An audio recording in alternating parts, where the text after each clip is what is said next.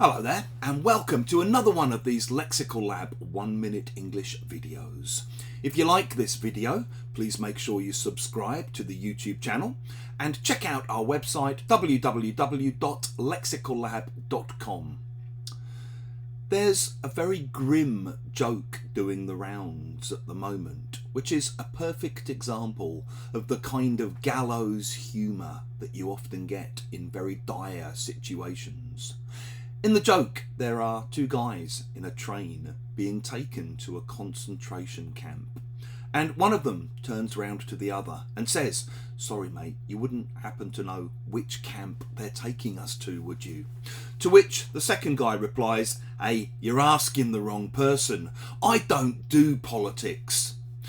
The idea of not doing politics seems particularly crazy in the current climate, where politics is busy doing us whether we like it or not. And personally, I've always felt that the idea of not doing politics is basically a cop-out. If you describe something as a cop-out or a bit of a cop-out, you basically mean that you think it's a way of avoiding doing something hard, doing something unpleasant, but something that you should do nevertheless. So not voting is basically a bit of a cop-out. You might watch a film and you might be very dissatisfied with the ending. You might think the ending doesn't resolve any of the tensions that were going on in the movie. And you might say, the ending was just a total cop-out.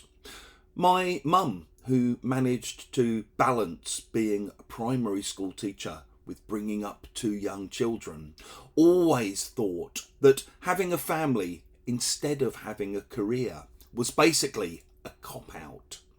Cop-out can also be a phrasal verb, by the way.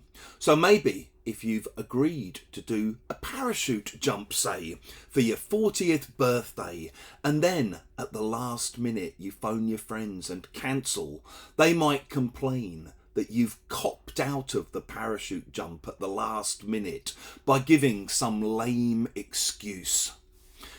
If you've enjoyed this video, please make sure you click the like button, the thumbs up sign. It helps us with the algorithm. Please do share it with your friends, your students, your colleagues, and in the comments section below. We'd love to see examples of how you might use cop-out.